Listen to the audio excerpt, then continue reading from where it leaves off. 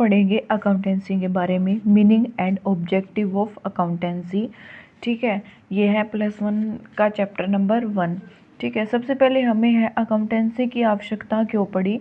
हमें अकाउंटेंसी की आवश्यकता इसलिए पड़ी है क्योंकि प्रत्येक जो व्यवसायी है साल के अंत में यह जानना चाहता है कि जो उसने कैपिटल लगाई थी उसमें उसे प्रॉफिट हुआ है या लॉस हुआ है। ठीक है, एक तरह से रिकॉर्ड रखना, अगर हमारे पास प्रॉपर रिकॉर्ड होगा उसके बिहाफ पे ही तो हम मतलब यह डिसाइड कर सकते हैं कि हमने जितनी कैपिटल लगाई थी उससे हमें कितना तो प्रॉफिट हो रहा है और कितना लॉस हो रहा है।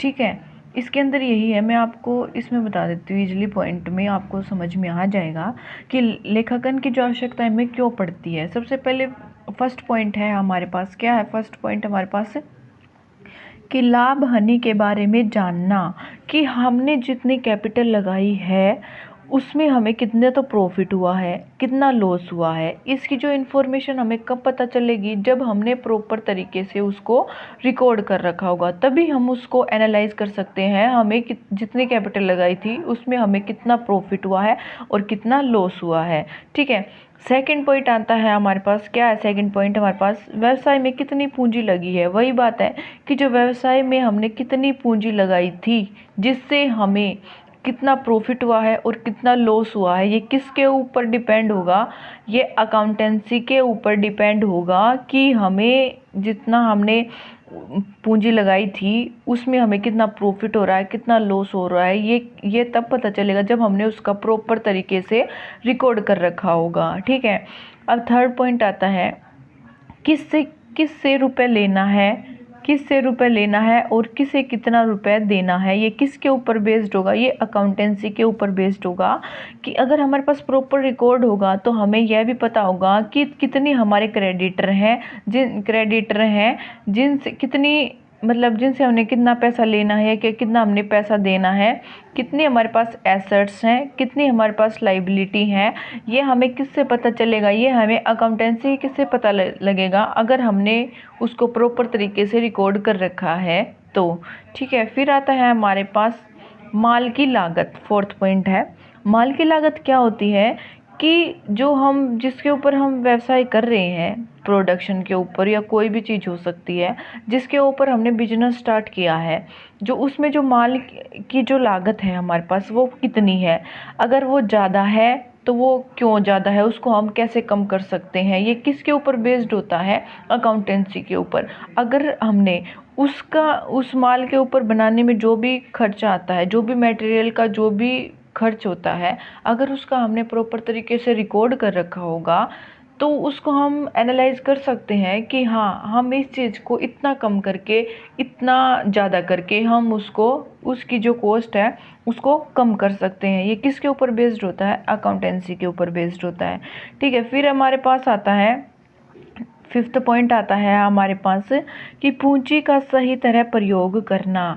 अगर हमने उसका अकाउंट कर रखा है, अकाउंट मतलब अकाउंटेंसी कर रही है, लेखांकन कर रखा है अच्छे से, तो उससे हम क्या करेंगे, उससे हमें जो हमारी जो कैपिटल है उसको सही तरह से यूटिलाइज कर सकते हैं कि हमें कितना तो एसेट्स के ऊपर खर्च करना है और कितना हमें लाइबिलिटी है जो पे करनी है, कितनी हमारी लाइबिलिटी है, कितनी हमारी एसेट्स है, ये इसका हम आसानी से पता लगा सकते हैं। ठीक है, कितना और हमें कहाँ पर कितनी कितनी है जो कैपिटल लगानी है या नहीं लगानी है, उसका सही तरह से प्रॉपर किसके ऊपर होगा, अगर हमने उसकी अकाउंटेंसी कर रखी है तो।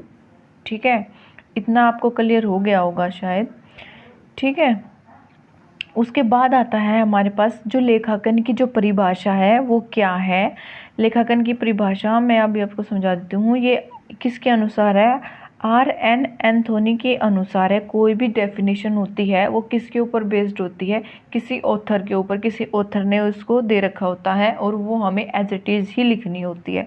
जैसे ये दे रखी है R.N. एंथोनी के अनुसार। इसमें क्या है, प्रत्येक व्यवसाय इकाई में एक लेखा प्रणाली होती है। जो ये सिस्टम किसके ऊपर बेस्ड होता है, ये अकाउंटेंसी सिस्टम के ऊपर बेस्ड होता है। ठीक है, किसके ऊपर बेस्ड होता है, लेखांकन प्रणाली के ऊपर बेस्ड होता है। लेखांकन प्रणाली व्यवसाय से संबंधित सूचनाओं को मौद्रिक रूप में एकत्रित करके सारांश बनाने, विश्लेषण करने तथा जानकारी देने का साधन है। इसने कहा है क्या, सबसे पहले ये किसके ऊपर बेस्ड होता है, लेखांकन प्रणाली के ऊपर, अकाउंटिंग सिस्टम के अकॉर्डिंग। ठीक है, जैसे हमारे पास जो साइंस में हमारे पास जो भी रूल होते हैं उसके अकॉर्डिंग ही हम काम करते हैं। इसमें भी अकाउंट में क्या होते हैं, अकाउंटिंग स्टैंडर्ड होते हैं, कुछ सिद्धांत होते हैं, कुछ प्रिंसिपल होते हैं अकाउंट के, उसके अकॉर्डिंग ही हम जो ट्रांजैक्शन है वो की जाती है। ठीक है, अब आता है हमारे पास, और फिर इसमें क्या होता है, ये किसकी फॉर्म में होते हैं, इसको हम केवल कैपिटल की फॉर्म में लिख सकते हैं, मुद्रा के रूप में लिख सकते हैं, जिससे हम क्या बनाते हैं, सारांश बनाते हैं, उसका विश्लेषण करते हैं तथा जानकारी देने का साधन है। कि इससे अगर हमारे पास प्रॉपर वो रिकॉर्ड होगा तभी हम उसका profit and loss and balance sheet, then trading account, ये हम सारी चीज़ें किसके, अगर हमारे पास उसकी पूरी इन्फॉर्मेशन होगी, उसका रिकॉर्ड होगा तभी तो बनाएंगे, तभी हम उसको एनालाइज कर सकते हैं कि हमें कितना प्रॉफिट या कितना लॉस हुआ, हमारे पास कितनी एसेट्स हैं, कितनी लाइबिलिटी है। ठीक है, ये इंग्लिश में भी दे रखी है, नीचे देख लेना। अब हमारे पास आता है, ये हमारी है ना, इसके ऊपर ही बेस्ड होती है। ठीक है, अकाउंटेंसी के ऊपर होती है। इसी अकाउंटेंसी, अब सेकंड जो डेफिनेशन है ना हमारी, वो है अमेरिका की सर्टिफाइड पब्लिक अकाउंटेंसी संस्था के अनुसार दे रखी है। इसने क्या दे रखी है इसमें, ये और देखते हैं हम। लेखांकन एक कला है। क्या, लेखांकन एक कला है जिसके द्वारा वित्तीय लेन देनों एवं घटनाओं को मुद्रा के रूप में लिखा जाता है तथा उन्हें महत्वपूर्ण तरीके से वर्गीकृत करके उनके परिणामों से निष्कर्ष निकाले जाते हैं। इसने क्या कहा है कि जो लेखांकन है एक कला है। ठीक है, कला क्या होती है कि एक प्रॉपर तरीके से किसी चीज़ का रिकॉर्ड करना। ठीक है, कि भाई अपने अकॉर्डिंग ही नहीं की जा सकती। ठीक है, इसमें क्या होता है कि जो वित्तीय जो ट्रांजैक्शन होते हैं, जो लेन देन होते हैं, केवल हम उन्हीं को इसमें लिखते हैं। ये नहीं है कि भाई कोई भी जो ट्रांजैक्शन है, वैसे जो बिजनेस होता है उसके अंदर बहुत सारी ट्रांजैक्शंस ऐसी होती हैं जो हमारे लिए बहुत ही महत्वपूर्ण होती है, लेकिन हम वो लिखने की फॉर्म में नहीं होती, वो मैं आपको आगे बताऊंगी। ठीक है, इसमें केवल उन्हीं चीज़ों को लिखा जाता है जो मुद्रा के रूप में होती हैं। ठीक है, और उन्हीं से हम क्या निकालते हैं, परिणाम निकालते हैं, प्रॉफिट एंड लॉस बनाते हैं, बैलेंस शीट बनाते हैं, उन्हीं के अकॉर्डिंग बनाते हैं। किन के अकॉर्डिंग बनाते हैं हम, वो सारा मुद्रा के रूप में जो होती है हमारे पास, केवल उन्हीं से हम इनका वर्गीकरण करते हैं, परिणाम निकालते हैं। ठीक है, आगे है ना, अब इसके ऊपर ही बेस्ड है। जैसे परिभाषाओं के आधार पर लेखांकन की प्रमुख विशेषताएं हैं, जो ये सेकंड जो भी हमने डेफिनेशन की है उनके ऊपर ही बेस्ड है ये वाली जो हमारी डेफिनेशन है। अभी मैं आपको करती हूँ, जो विशेषताएं होती है, जो कैरेक्टरिस्टिक होती हैं, वो यही हैं। ठीक है, इसमें क्या है, सबसे पहले है हमारे पास है केवल वित्तीय प्रकृति के लेन देनों का लेखा करना। ठीक है, फर्स्ट क्या है कि जो प्रत्येक व्यवसाय है वो किसका ही लेखा करेगा, लेखांकन करेगा लेन देनों का। ठीक है, और किस में, वित्तीय फॉर्म में होने चाहिए हमारे पास वो। ठीक है, अब सेकंड है हमारे पास है अभिलेख। अभिलेख क्या होते हैं, रिकॉर्डिंग। ठीक है, रिकॉर्ड रखना, वर्गीकरण करना, क्लासिफिकेशन करना, सारांश होता है, समराइजिंग करना। ठीक है, सेकंड होता है इसमें मुद्रा के रूप में लेखा करना, और फिर है परिणामों की व्याख्या करना। मैं अभी आपको इसको डिटेल में बताती हूँ मैं आपको इसकी। ठीक है, अब इसमें देखो क्या है कि केवल इसमें क्या है, केवल वित्तीय प्रकृति के लेन देनों का लेखा करना। लेखांकन में केवल उन्हीं लेन देनों का लेखा किया जाता है जो किसमें, मुद्रा में व्यक्त किए जाते हैं। व्यवसाय में उनको लेन देनों या घटनाएं ऐसी होती रहती हैं जो व्यवसाय के लिए बहुत महत्वपूर्ण होती है, लेकिन हम उनका है जो लेखा नहीं करते, उनको हम अकाउंटेंसी में शो नहीं करते। वो हमारे पास कौन सी ट्रांजैक्शन है, देखो मैं बताती हूँ आपको। उत्पादन प्रबंधक तथा वित्तीय प्रबंधक। क्या, उत्पादन प्रबंधक तथा वित्तीय प्रबंधक में झगड़ा। जैसे कि मान लो अब व्यवसाय है, ठीक है, व्यवसाय में जो प्रबंधक है या वित्तीय प्रबंधक है उनके बीच में झगड़ा, या कर्मचारियों के बीच में झगड़ा होता रहता है। ठीक है, अगर वो, तब क्या होगा कि संस्था में काम नहीं चलेगा। ठीक है, काम नहीं चलेगा, उससे क्या होगा, लॉस होगा, लेकिन उस लॉस को हम ये तो शो नहीं करेंगे ना कि ये प्रबंधक से या वित्तीय जो प्रबंधक है उनके बीच में जो झगड़ा चल रहा था उससे हमें लॉस हुआ है, हम उसको रिकॉर्ड नहीं करेंगे, क्योंकि वो मुद्रा के फॉर्म में नहीं है, वो वित्तीय प्राकृतिक में नहीं है, ठीक है, तो उसको हम उसके अंदर शो नहीं करेंगे, ठीक है। अब आता है हमारे पास सेकंड आता है योग्य एवं अनुभवी प्रबंधकों का त्यागपत्र देना। मतलब क्या है, योग्य एवं अनुभवी जो प्रबंधक होते हैं वो त्यागपत्र दे देते हैं, ठीक है, जो प्रॉपर तरीके से संस्था को चलाते हैं, ठीक है। फिर क्या आता है, नया जो मैनेजर है वो आता है हमारे पास, ठीक है। उसको प्रॉपर क्या होगा, काम से उसको पहले तो पता नहीं होगा कि भाई कैसे काम कैसे चल रहा था, उसको भी टाइम लगेगा उसके इन्वॉल्व होने में। तो फिर उससे जो लॉस होगा उसको हम ऐसे तो नहीं लिखेंगे ना, क्योंकि लॉस तो होगा, लेकिन हम उसको उसमें उस फॉर्म में नहीं लिखेंगे, क्योंकि वो मुद्रा के फॉर्म में नहीं है। हम उसको प्रॉफिट एंड लॉस के अंदर नहीं शो कर सकते कि हमें लॉस किस चीज़ से हुआ है, ठीक है। फिर आता है हमारे पास कर्मचारियों द्वारा हड़ताल कर देना। अगर कर्मचारी हड़ताल कर देते हैं तो क्या होगी, संस्था बंद हो जाती है, ठीक है, संस्था में वो काम नहीं करते, तो काम नहीं करेंगे वो, तो फिर उससे जो लॉस होगा उसको हम प्रॉफिट एंड लॉस में थोड़ी ना शो करेंगे, क्यों, वित्तीय प्रकृति का थोड़ी ना है वो, तो है वो लॉस बहुत बड़ा लॉस है हमारी जो संस्था के लिए है, बिजनेस के लिए बहुत बड़ा लॉस होता है, लेकिन उसको हम शो नहीं करते क्योंकि वो कर्मचारियों के द्वारा हड़ताल से हुआ है, न कि किसी के लेन देन से हुआ है, ठीक है। फिर हमारे पास आता है फोर्थ पॉइंट। इसमें क्या है, किसी नए प्रतियोगी द्वारा हमारे जैसा व्यवसाय स्थापित करना, कि हमारा कोई कॉम्पिटिटर आ गया उस बिजनेस संस्था के अंदर या बिजनेस के अंदर, हमारा ही मतलब सेम प्रोडक्ट बनाता है, ठीक है, तो फिर क्या होगा, अगर वो उसी प्रोडक्ट को कम, मतलब हम बेच रहे हैं उसको 10 का, ठीक है, वो बेच रहा है उसको 5 का, तो उसके पास ही जाएंगे वो, तो इससे हमें क्या होगा, लॉस होगा। लॉस होगा तो जो ये कंडक्ट करेगा ना, जो ये लॉस होगा, इसको हम है ना शो नहीं कर सकते, हम इसको लिख नहीं सकते, क्योंकि ये किससे हुआ है, प्रतियोगी द्वारा हमारा जैसा व्यवसाय स्थापित करने से हुआ है, कि वो प्रोडक्शन हमारा सेम जैसा बना रहा है, और अगर उसके मूल्य भी आगे पीछे हो जाते हैं तो कस्टमर उसी को खरीदता है जो कम होगा, क्योंकि एक जैसे प्रोडक्शन होंगे संस्था में तो कभी वो मतलब वो दे देगा उसके मार्केट के अंदर, और हाँ फिर हम भी दे देंगे, लेकिन उसकी फिर जो, जैसे कि पहले हमारे पास क्वांटिटी जैसे 20 आती थी, 100 आती थी, अब हमारे पास क्वांटिटी उसकी 20 आती है, ठीक है, 20 आती है, तो क्या 80, कितने का, 80 का जो लॉस हुआ ना, हमें लॉस हुआ हमें 80 का, लेकिन हम इसको कंसीडर नहीं कर सकते प्रॉफिट एंड लॉस के अंदर, ठीक है। यह सब व्यवसाय के लिए हानि तो है, परंतु इनसे कितनी हानि होगी उसे मुद्रा के रूप में नहीं व्यक्त कर सकते हम, ठीक है। इतना आपको समझ में आ गया होगा। अब हम करते हैं अभिलेख रिकॉर्डिंग।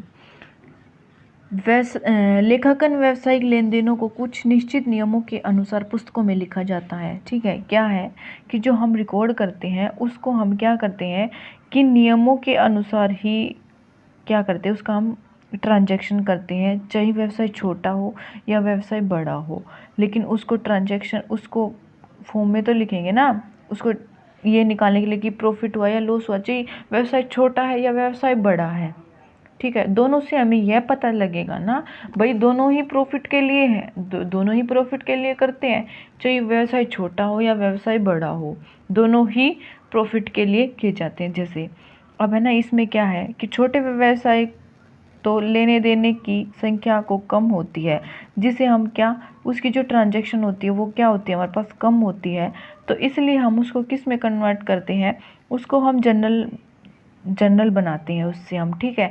अगर व्यवसाय बड़ा है तो उसमें क्या होती है, उसकी सब्सिडरी बुक हो जाती है, उसकी जो सहायक बुक हो जाती है, कैसे, सब्सिडरी सहायक बुक हो जाती है हमारे पास, जिसको अलग अलग पार्ट में डिवाइड कर देते हैं। जैसे कि देखो एग्जांपल, कैश बुक, जो कैश के ट्रांजैक्शन होगी किसके अंदर लिखेंगे, कैश बुक के अंदर, परचेज के अंदर, सेल के अंदर, और परचेज रिटर्न बुक है उसके अंदर करेंगे, और जो सेल रिटर्न है बुक है उसको उसके अंदर करेंगे हम। ऐसे अगर हमारे पास जो व्यवसाय होगा उसमें क्या होगा, काम भी ज़्यादा होगा, सेल परचेज भी ज़्यादा होगी, तो इसलिए हम उसके जो विभाग है उसको है ना अलग अलग पार्ट में डिवाइड कर देते हैं, जो सब्सिडरी बुक होती है हमारे पास, ठीक है।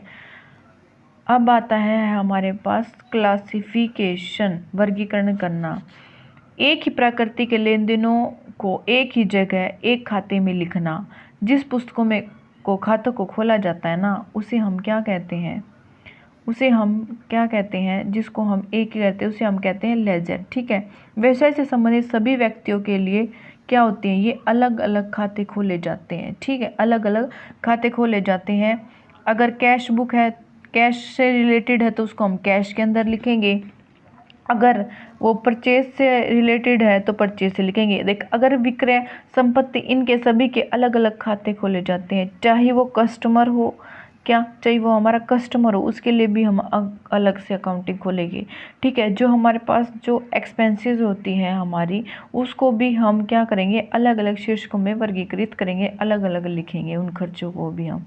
ठीक है। फिर आता है हमारे पास सारांश। ठीक है। सारांश क्या होता है कि एक प्रॉपर रिकॉर्ड होता है कि निचोड़, जिसको हम निचोड़ बोलते हैं, कि इससे हमें क्या सारांश निकलता है। ठीक है।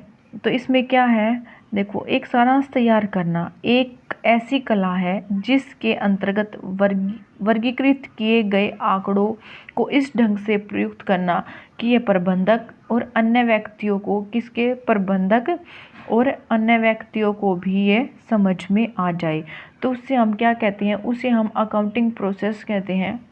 जैसे देखो, अब इसमें सबसे पहले क्या आता है, क्या करते हैं हम, पहले हम किसी भी चीज़ का क्या करते हैं, किसी भी चीज़ को का हम पहले लेन देन करते हैं।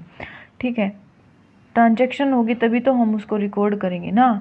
सबसे पहले होता है लेन देन करते, फिर हम जर्नल बनाते हैं, फिर हम लेजर बनाते हैं, फिर ट्रायल बैलेंस बनाते हैं, trading and profit and loss account and balance sheet. ठीक है। फिर से ये प्रोसीजर ऐसे ही चलता रहता है। ठीक है। और इसमें क्या है, जैसे देखो, मैं अभी आपको बताती हूँ कि जो बुक्स ऑफ ओरिजिनल जो एंट्री होती है ना हमारे पास, जो ट्रेडिंग अकाउंट होता है, उसमें देखो, cash book, purchase book, sale book, purchase return book, sales return book. ठीक है। इसमें आता है बिल पेबल, बिल रिसीवेबल। ठीक है। ये हमारे पास जो सारी जो ट्रांजैक्शंस होती हैं, जनरल बुक, ये सारी आती हैं इनके अंदर। ठीक है। वो आपको क्लियर, अकाउंटिंग सर्कल। ठीक है। उसके बाद आता है हमारे पास है मुद्रा के रूप में लेखा करना। ठीक है। मुद्रा के रूप में लेखा करना, इसमें क्या होगा, मुद्रा के रूप में लेखे कैसे होते हैं, मैंने अभी पहले भी बताया था आपको कि जो अकाउंटिंग जो हम भी किसी भी चीज़ की हम अकाउंटिंग करेंगे ना, वो किसकी फॉर्म में होनी चाहिए, क्या उसकी मुद्रा की फॉर्म में होनी चाहिए। ठीक है। जैसे मुद्रा के रूप में लेखा करना कि प्रत्येक पुस्तकों में जो लेन देन हो किसके रूप में होना चाहिए, मुद्रा के रूप में होनी चाहिए।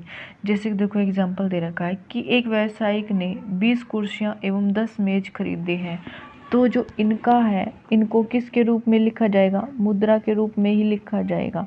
ठीक है। हम ये तो नहीं लिखेंगे ना इसके चार पैर हैं, इसका कलर येलो है या इसका कलर ब्लैक है, ये नहीं लिखना हमें। केवल हम उसको कंसीडर करेंगे कि उसके जो कितने में आई है, वो 10,000 में आई है या वो 20,000 में आई है, वो कितने में आई है, केवल उसी को हम फॉर्म में लिखेंगे कि कितनी उसके ऊपर जो कैश दिया है हमने उसको। ठीक है। मुद्रा की फॉर्म में लिखेंगे। उसके बाद आता है परिणामों की व्याख्या करना। ठीक है। इसमें क्या होता है, लेखांकन में व्यवसाय के परिणामों को व्यापारिक खाता, लाभ हानि खाता तथा स्थिति विवरण, क्या व्यापारिक खाता, लाभ हानि खाता, स्थिति विवरण बनाकर इस ढंग से प्रस्तुत किया जाता है कि व्यवसाय में हित रखने वाले क्या होते हैं, जैसे कि व्यवसाय के जो स्वामी हो गए, क्या व्यवसाय के स्वामी हो गए। ठीक है। क्या हो गया, इसमें व्यवसाय के स्वामी हो गए, बैंकर हो गए, लेनदार, कर्मचारी, व्यवसाय की लाभप्रदा और वित्तीय स्थिति के बारे में पूरी जो जानकारी प्राप्त करने का उनको प्रॉपर हक होता है। तो उसको हम कब अच्छी तरह के, ये तो है नहीं कि भैया हम उसके आगे कुछ भी ला के रख देंगे कि हाँ देखो ये हमने इसके अंदर ये हमने इतना खरीदा, इतना लिया, इतना ये किया है, ठीक है, वो प्रॉपर रिकॉर्ड नहीं होगा हमारे पास। रिकॉर्ड तो होगा, वो प्रॉपर रिकॉर्ड नहीं होगा, लेकिन हम उसको ये बता देना कि हमें इतना प्रॉफिट हुआ है, इतना लॉस हुआ है, तो उससे है ना उसको प्रॉपर क्या होगी, जानकारी मिल जाएगी। किससे मिलेगी वो, जब हम उसको क्या करेंगे, हम उसको ट्रेडिंग अकाउंट बनाएंगे, प्रॉफिट एंड लॉस अकाउंट बनाएंगे, ठीक है, तभी तो उसको प्रॉपर फॉर्म के अंदर होगी ना वो, तभी उसका वो आसानी से पता लगा सकता है कि उसे कितना प्रॉफिट हुआ है, कितना लॉस हुआ है। क्या जैसे व्यापार ट्रेडिंग अकाउंट बनाना, लाभ हानि खाता बनाना, स्थिति विवरण बनाना, इससे उसे यह पता चल जाएगा कि हमारे पास कितनी एसेट्स हैं, कितनी लाइबिलिटी हैं, कितना हमें किसको पे करना है, या कितना हमने किसी से लेना है। ये जो सारी इन्फॉर्मेशन है ना, वो हमें आसानी से पता चल जाएंगी, किसके अकॉर्डिंग, अगर हमारे पास प्रॉपर उस चीज़ का रिकॉर्ड होगा तो। ठीक है, अभी तक इतना ही, नेक्स्ट वीडियो में करूँगी मैं इससे आगे। ठीक है, आपको समझ में आ गया होगा अभी। ठीक है।